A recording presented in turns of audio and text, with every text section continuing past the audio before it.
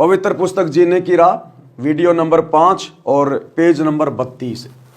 किसी ने गुरुदेव भगवान से सवाल किया, जिनको संतान प्राप्त नहीं होती है उस बेऔलादे यानी संतानहीन का तो सुबह या शुभ कर्म को जाते समय मुख देखना भी बुरा मानते हैं, ऐसा क्यों? तो गुरुदेव ने उत्तर दिया है, यह संपूर्ण आध्यात्मिक ज्ञान के टोटे के कारण गलत धारणा है। यानी लोगों को अभी अपने शास्त्रों का ज्ञान नहीं है, भक्ति मार्ग का ज्ञान नहीं है, अध्यात्म का ज्ञान नहीं है, जिस कारण से संतानहीन माता बहनों को लोग बुरा मानते हैं, अशुभ मानते हैं उनका मुंह देखना, जबकि वे माता बहनें तो देवी देवताओं से भी शुभ हैं, देवी देवताओं से भी शुभ। पाठक जन इसी पुस्तक के पेज नंबर 6 पर पढ़ें कि एक व्यक्ति के 4 पुत्र थे, उसको अधरंग हो गया तो किसी ने सेवा नहीं की। क्या उस आदमी के दर्शन इसलिए अच्छे हैं कि उसके संतान है? उसकी दुर्गति को कौन देखना अच्छा समझेगा? और ये तो आपको वर्तमान समय में आम समाज में हर गांव में आपको 1-2 घर ऐसे मिल जाएंगे जिनके 3-3 बेटे हैं, 4-4 बेटे हैं, अच्छी अच्छी नौकरियों पे हैं, बढ़िया धन कमाते हैं, और उनके माता पिता की गांव में दुर्गति हो रही है, दुर्गति। अब बताइए जिस माता बहन के संतान नहीं है वो अच्छी, या संतान होने के बाद भी जिनकी दुर्गति हो रही है वो अच्छे? तो केवल ज्ञान का टोटा है ये, ज्ञान का टोटा। अब बता रहे परमात्मा एक कथा के माध्यम से कि संतान वाले कितने सुखी हैं और जिनके संतान नहीं है वो अज्ञान के कारण भले अपने आप को दुखी मानते हैं, लेकिन उनके जैसा सुखी धरती पर कोई और नहीं है। कृतगनी पुत्र, कृतगनी बेटा बेटी वो होते हैं जो अपने माता पिता की आज्ञा में नहीं चलते, अपने माता पिता को दुखी करते हैं। जिस माँ ने उसको 9 महीने अपने गर्भ में रखा, अपना पेट चीर कर बाहर निकाला, जिस पिता ने पूरी जिंदगी उसका पालन पोषण किया, और अंत में यदि वो अपने माता पिता के उपकार को भुला दे, उनके साथ अच्छा व्यवहार ना करे, बुढ़ापे में उनकी सेवा ना करे, उनकी इज्जत का ध्यान ना रखे, उन बेटा बेटियों को कहते हैं कृतघ्नी बेटा बेटी, यानी महान निकम्मे, महान नीच। एक व्यक्ति के 2 पुत्र थे, फौज से सेवानिवृत्त था। एक फौजी था और उसके 2 बेटे थे, और फौजी फौज से रिटायरमेंट हो गया था। ध्यान से सुनना, एक व्यक्ति के 2 पुत्र थे, फौज से सेवानिवृत्त था, पेंशन बनी थी, पुत्र अलग अलग हो गए। छोटे पुत्र ने माता को अपने घर पर रख लिया क्योंकि बच्चे छोटे थे। छोटे वाले बेटे ने माँ को अपने घर पे रख लिया क्योंकि उसके बच्चे छोटे छोटे थे। माँ को नौकरानी की दृष्टि से, बाप को नहीं रखा, माँ को रखा कि माँ घर में रहेगी तो काम करेगी, बाप तो फिर भी ताश खेलने चला जाएगा, रिश्तेदारियों में घूमने चला जाएगा, लेकिन माँ नौकरानी की तरह काम करेगी, नौकरानी की तरह बच्चों की देखभाल करेगी। तो छोटे लड़के ने तो अपनी माँ को अपने पास में रख लिया, ये सोचकर कि माता उनकी देखरेख के लिए चाहिए थी। बड़े के बाटे पिता आ गया, और जो बड़े वाला बेटा था उसके हिस्से में आ गया पिता। पिता ने कहा कि मैं पेंशन के रुपये उसको दूंगा जिसमें रोटी खाऊंगा। अब उस फौजी ने कहा कि मैं तो अपनी पेंशन का पैसा उसी को दूंगा पूरा का पूरा, मैं जिसके घर में रोटी खाऊंगा, चाहे छोटे वाला खिलाओ और चाहे बड़े वाला खिलाओ। छोटा बेटा कहता था कि आधी आधी पेंशन बांट दिया कर। पिता ने मना कर दिया तो एक दिन पिता के सिर में लाठी मारी, पिता तुरंत मर गया। ये कहानियां आप जी बहुत सुनते होंगे भाई और बहनों, हर गांव में आपको एक आधा उदाहरण ऐसा मिल ही जाएगा कृतघ्नी बेटा बेटियों का। तो छोटे बेटे ने, जब उसके पिता ने आधी पेंशन नहीं दी तो छोटे बेटे ने अपने बाप के सिर में लठ मार दिया और वो फौजी साहब मर गया।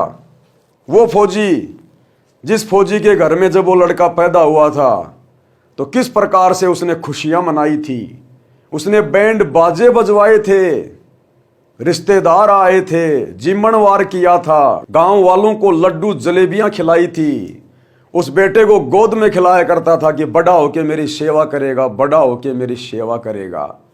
ये सेवा करी उस बेटे ने, अपने बाप के सिर में लठ मारा, बाप चला गया यमराज के पास। अब बताओ, जिन माता बहनों के संतान नहीं है वो सुखी, या जिनके संतान होकर भी कृतघ्नी हो गई वो माता पिता सुखी। पिता ने मना कर दिया तो एक दिन पिता के सिर में लाठी मारी, पिता तुरंत मर गया। लड़के को आजीवन कारावास की सजा हो गई, यानी उम्र कैद की सजा हो गई उस लड़के को। व्यक्ति को पुत्र प्राप्त होने के कारण उसके दर्शन शुभ माने जाते थे। अब बताओ, उस फौजी के तो 2 बेटे थे, जिस कारण से लोग कहते थे भाई बहुत भाग्यवान आदमी है, इसका तो मुंह देखना बहुत अच्छा है। क्या खाक मुंह देखना अच्छा है उसका? अंत में वही बेटा उसके लिए काल साबित हो गया, काल।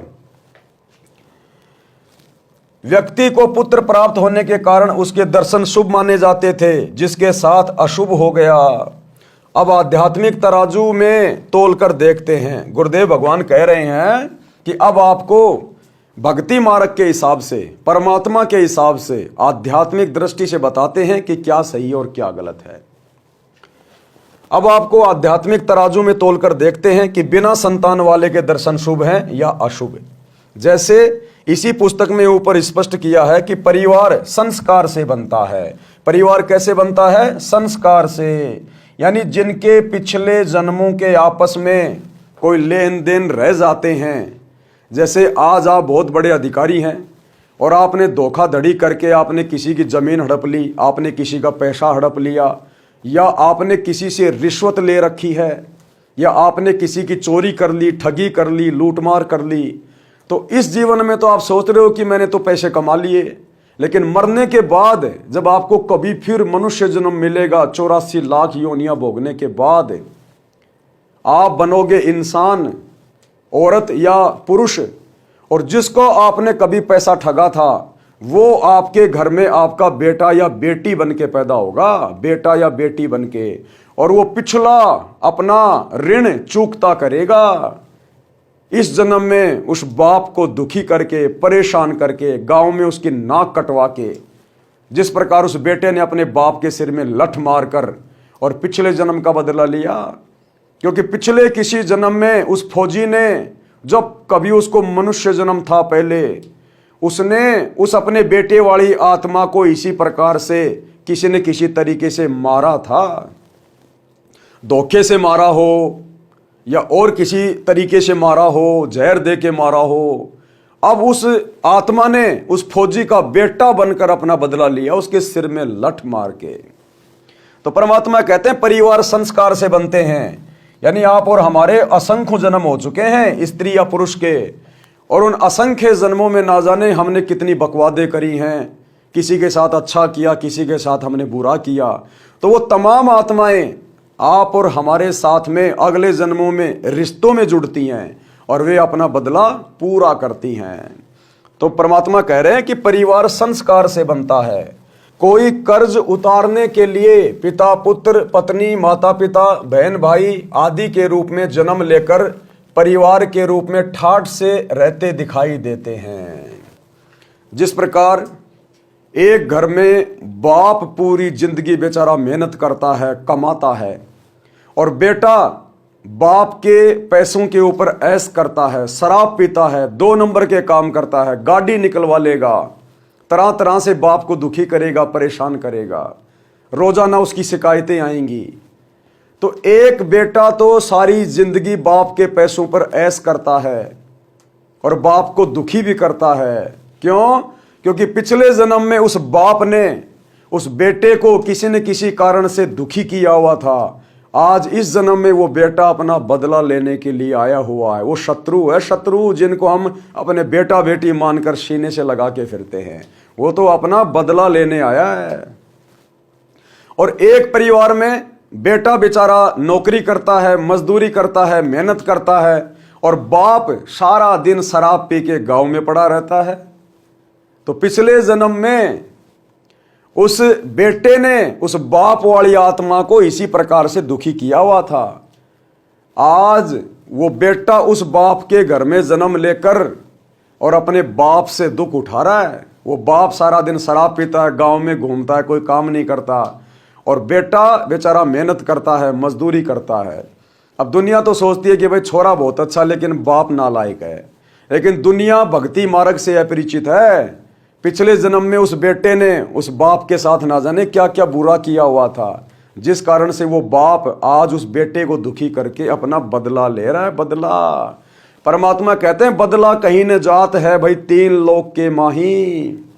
श्री रामचंद्र जी ने त्रेता युग में बाली को धोखे से मारा था, और द्वापर युग में लाखों वर्ष बाद उसी बाली वाली आत्मा ने श्री कृष्ण जी के पैर में तीर मारकर और अपनी मृत्यु का बदला लिया।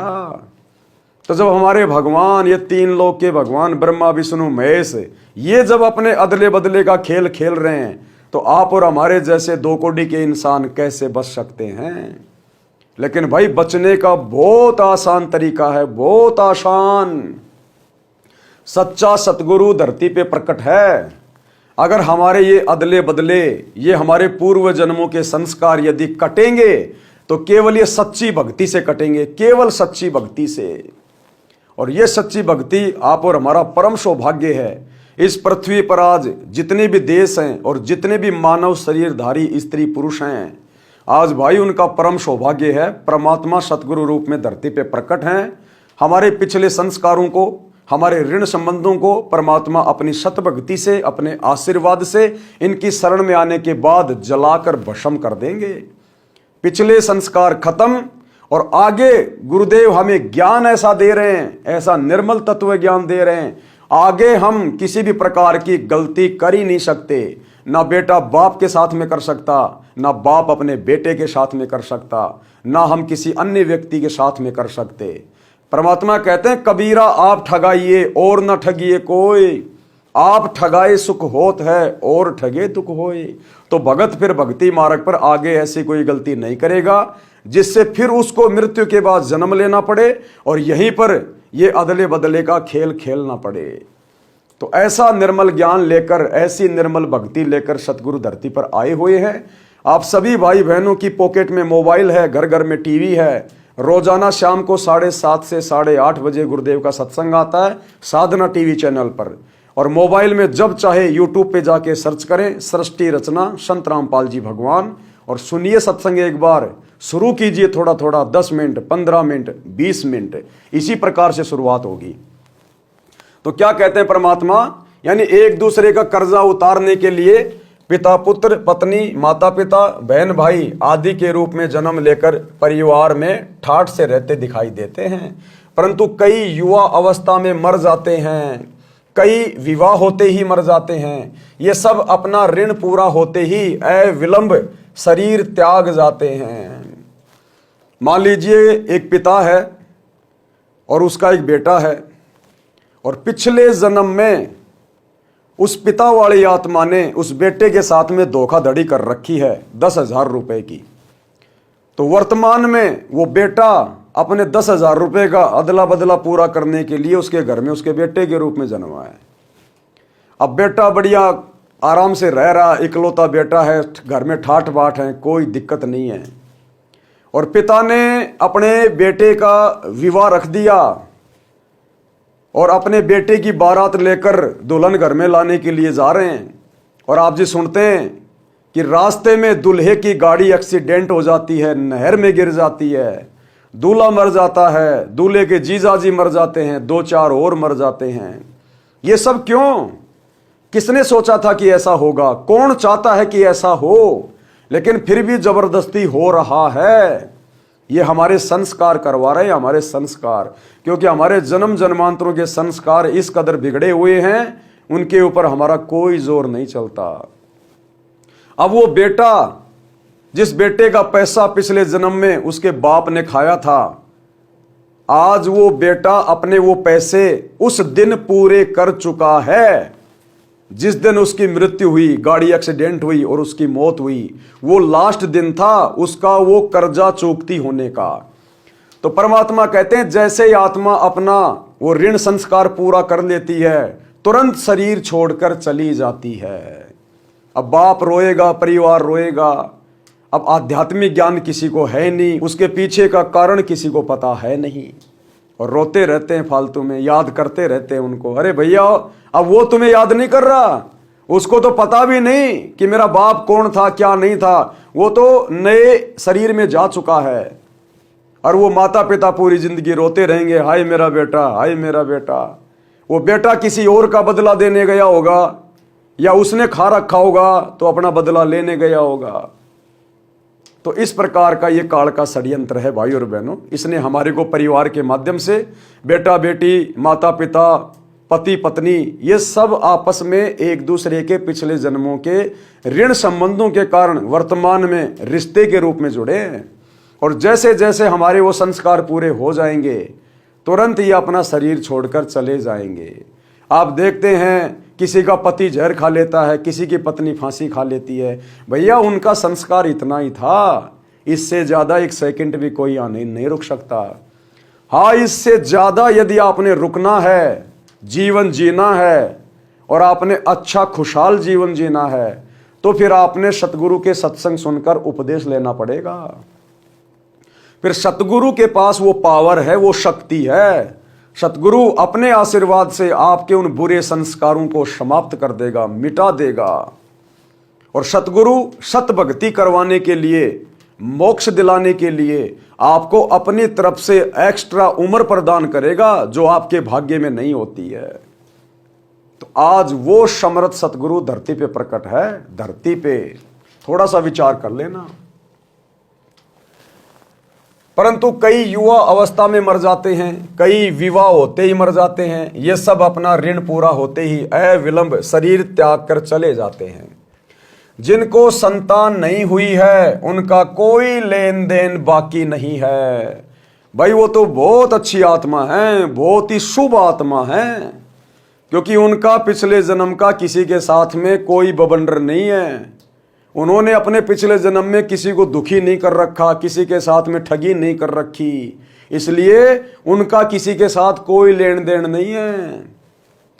वे भाई बहन तो केवल आध्यात्मिक ज्ञान के बिना अपने आप को बेऔलादे मानकर दुखी हो रहे हैं फालतू में, जबकि वो तो बहुत ही सुखी आत्मा है, बहुत ही अच्छी आत्मा है परमात्मा की।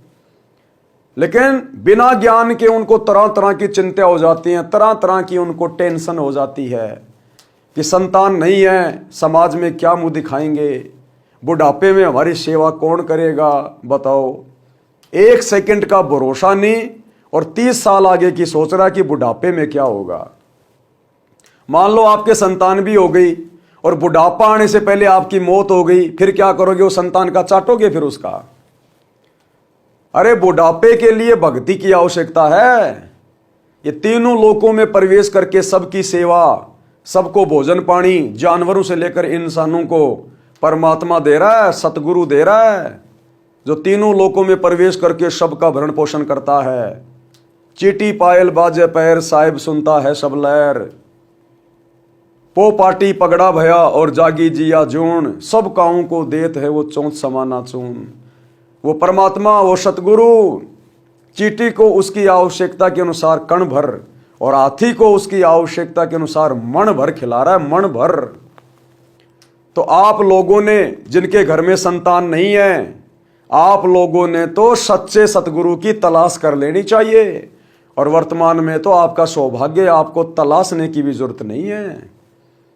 सच्चे सतगुरु धरती पे प्रकट हैं, सतगुरु रामपाल जी के रूप में। आपने तो तुरंत इनके सत्संग सुनकर, इनकी पुस्तकें पढ़कर उपदेश ले लेना चाहिए। और बुढ़ापे में यदि आपके 10-10 संतान होती और सारे IPS अधिकारी होते, तो भी आपकी इतनी अच्छी सेवा नहीं कर पाते जितनी सेवा सतगुरु की भक्ति के कारण सतगुरु आपकी करवा देगा। सतगुरु 100 छल छिद्र कर देता है अपनी आत्मा के लिए। 100 छल छिद्र मैं करूं अपने जन के काज, और हिरणाकुश उदर उदारिया, नरसिंह जो धर लूं साज। जिस प्रकार अपनी प्यारी आत्मा भगत प्रहलाद को बचाने के लिए इसी परमात्मा ने, इसी सतगुरु ने नरसिंह रूप धारण करके और हिरण्यकशिपु की छाती फाड़ डाली थी। तो बुढ़ापे की चिंता नहीं होनी चाहिए फिर, अगर आप सतगुरु की शरण में आ गए तो। हाँ, यदि आप सतगुरु की शरण में नहीं है और आपके संतान भी नहीं है, तो भैया बुढ़ापे में फिर आपके दिन अच्छे होंगे या बुरे होंगे, फिर आपका संस्कार ही काम करेगा। इससे ज्यादा आपको कुछ नहीं मिलेगा। दुर्गति होनी है तो दुर्गति होगी, सदगति होनी है तो सदगति होगी आपकी।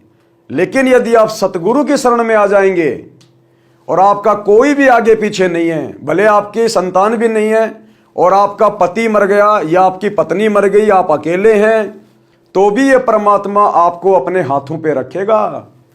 इस परमात्मा के भगत गुरुदेव प्रेरणा कर देते हैं।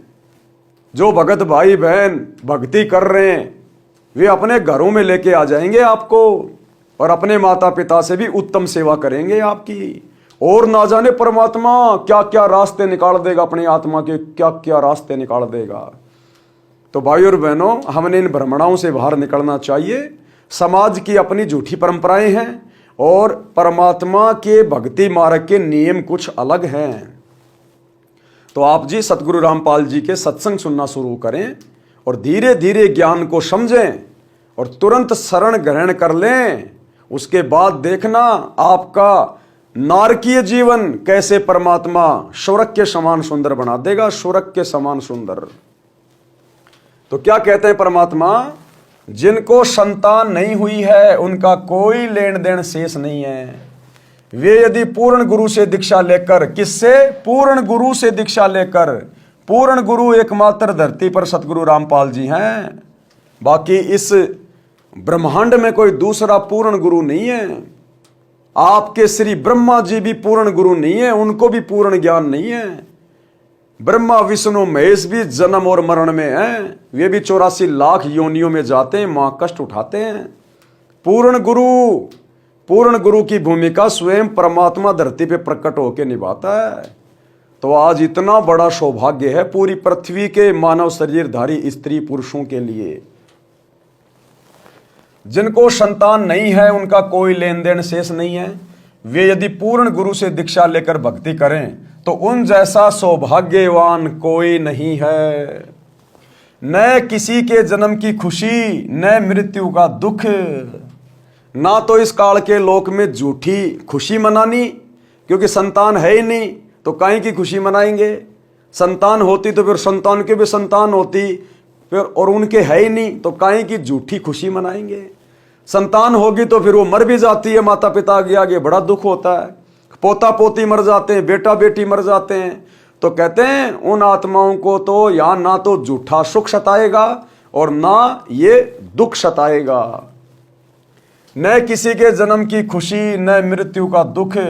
उन बिना औलाद वालों का दर्शन तो अति शुभ है, देवी देवताओं से भी ज्यादा शुभ है, दुर्गा देवी से भी ज्यादा सुख है। उन बे औलादों का मुंह देखना तो शुभ है। और यदि वो बे औलादे संतानहीन यदि सतगुरु की शरण में आ जाते हैं तो ब्रह्मा विष्णु महेश भी उन बे औलादों के पैर के नाखून के बराबर नहीं है, पैर के नाखून के बराबर। क्योंकि सतगुरु के शरण में आकर वो अपना मोक्ष करवाएंगी, 84 लाख योनियों के महाकष्ट से बच जाएंगी। और ब्रह्मा विष्णु महेश जो वर्तमान में ऊपर बैठकर अपना संस्कार भोग रहे हैं, अभी उनको तो संस्कारवश 84 लाख योनियों में जाना है। तो शुभ कौन हुआ, जो गधे कुत्ते बनने से बच गए वो, या जो अभी आगे गधे कुत्ते बनेंगे वो। उन बिना औलाद वालों का दर्शन तो अति शुभ है। यदि भक्ति नहीं करते तो चाहे औलाद वाले हों और चाहे बे औलाद बिना संतान वाले, दोनों ही अपना जीवन नष्ट कर जाते हैं। यदि भक्ति करते हैं तो दोनों के दर्शन शुभ हैं। और यदि भक्ति करते हैं तो चाहे औलाद वाला हो चाहे बे औलाद वाला हो। भाई बे औलाद वाले के तो वैसे ही कोई संस्कार नहीं है, और औलाद वाला भी कोई है यदि सतगुरु की शरण में आ गया, और यदि उस औलाद वाले की औलाद उसके संस्कार वश यदि उसको कोई परेशानी में डालने वाली थी, उसको कोई दुख आना था अपने संतान की ओर से, कोई ऐसा संस्कार था पिछले जन्म का, तो सतगुरु की सत भक्ति से वो संस्कार भी काट दिया जाता है। वो बच्चे जो अपने पिता को दुखी करने थे या उन बच्चों की अकाल मौत होनी थी, सतगुरु की शरण में आने के बाद अंतर्यामी सतगुरु अपने भगत के उन संस्कारों को नष्ट कर देता है, काट देता है। जिस प्रकार डॉक्टर की शरण में जाने के बाद डॉक्टर अपनी गोली दवाई देकर, अपनी मेडिसिन देकर और उस व्यक्ति के रोग को काट देता है। तो सतगुरु आध्यात्मिक वैद्य है, आध्यात्मिक वैद्य। हमारे जन्म मरण के रोग को समाप्त करने वाला, हमारे कुसंस्कारों को काटने वाला।